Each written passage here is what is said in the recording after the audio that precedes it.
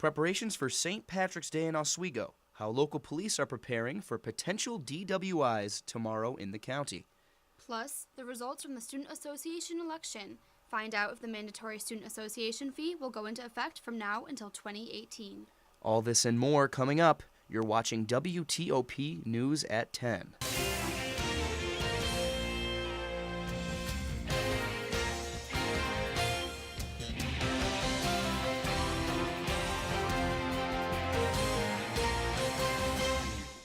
Our newest Student Association President and Vice President at SUNY Oswego have been announced. Good evening, I'm Zach George. And I'm Emily George. Junior Emily Nassier will assume the role of President for her final year at SUNY Oswego, with soon-to-be junior Shelby Galero serving as her VP. The results of the Student Association mandatory activity fee were also announced today. The majority of Oswego students voted yes to make the $110 fee mandatory for the next 2 years. The fee will cover all Centro transportation, club sports, and extracurricular activities, including our student-run television station, WTOP 10. Well, tomorrow's St. Patrick's celebrations will be taking place throughout the world, and businesses here in Oswego County are preparing for this special day. It's been several years since SUNY Oswego classes have been in session on St. Patrick's Day. Here with a look at what some of the local businesses are offering tomorrow, we go to our very own Ryan Berger. Thanks, guys. Not quite time to say top of the morning to you, but we're just a few hours from St. Patrick's Day, and here at WTOP 10, we are in the holiday spirit. Green is my lucky color, and it can be yours too if you're wearing green at certain businesses across central New York. IHOP is offering a $1 short stack of pancakes if you come in wearing green. And if you've got a sweet tooth, you are in luck. Another luck joke, I am on a roll.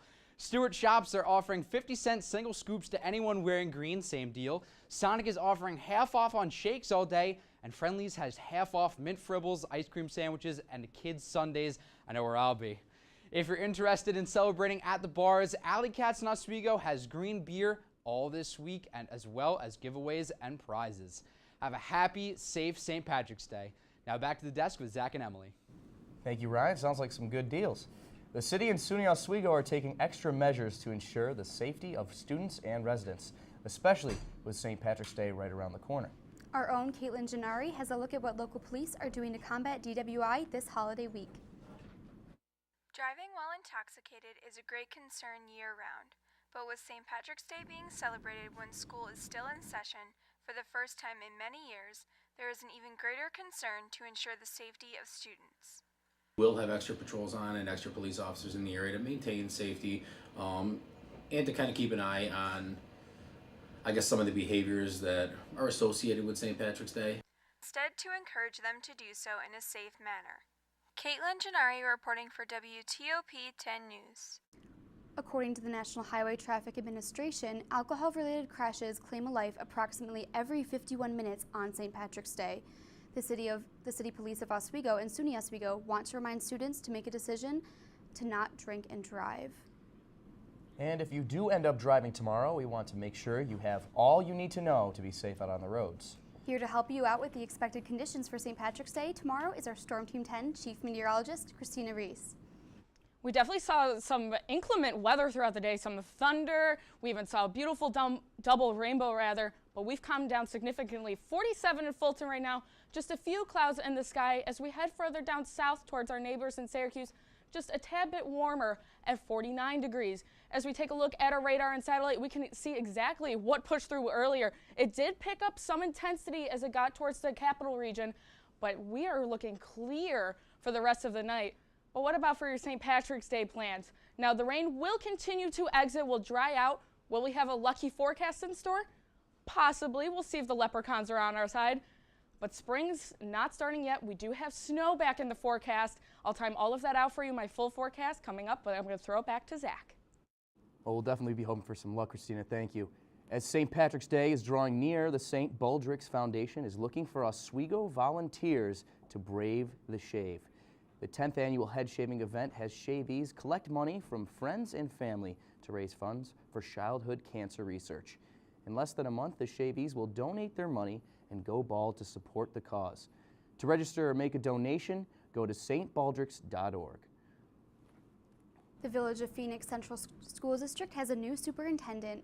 The Phoenix Board of Education named longtime administrator Christopher Byrne to take current Superintendent Julie Bellfield's place once she retires this June.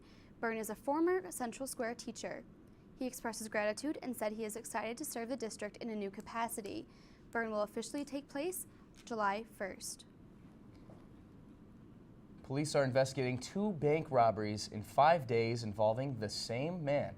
Police say 26-year-old James C. Chisholm of Syracuse walked into Chase Bank on 801 James Street without any weapons Wednesday morning. A similar robbery occurred Saturday, and the suspect had a similar description to Chisholm. Police charged him with 2 accounts of third-degree robbery. No one was injured in the incident. A Syracuse man is facing charges after allegedly selling lethal heroin to a pregnant woman, causing her death.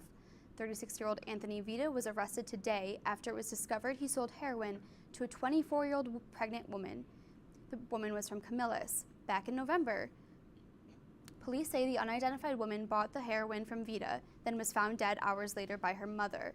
More recently, a criminal complaint was filed last month against Vita for possession with intent to distribute illegal drugs. He is expected to appear in court at a later date. And the $15 minimum wage increase may be put to a halt. Republican Assembly Minority Leader Brian Kolb calls for alternatives a day after Governor Andrew Cuomo rallied outside the Capitol for a wage boost. Kolb argued the spike in wages would be detrimental to jobs in the economy. He says alternatives such as increasing access to training and education for low-wage workers would be better bet. Cuomo, on the other hand, says low-wage workers have to choose between paying taxes and buying food. Campus recreation offers plenty of athletic activities for students, but that's not all. Our very own Jessica Kisla tells us what else campus recreation has to offer. While many may use IM leagues to sign up for their favorite sports, there are options for people who may not be into athletics. I saw this poster hanging in my dorm room and it said free blanket making, so I told all my friends when we came here. I signed up for it online. There are plenty of unique events to get involved with through Campus Rec. In Oswego, Jessica Kisluk, WTOP. To find out more information and discover upcoming campus rec events, go to imleagues.com. A simple prank turned life-changing for an American student abroad. And another Republican drops out of the presidential race. All this and more coming up after the break.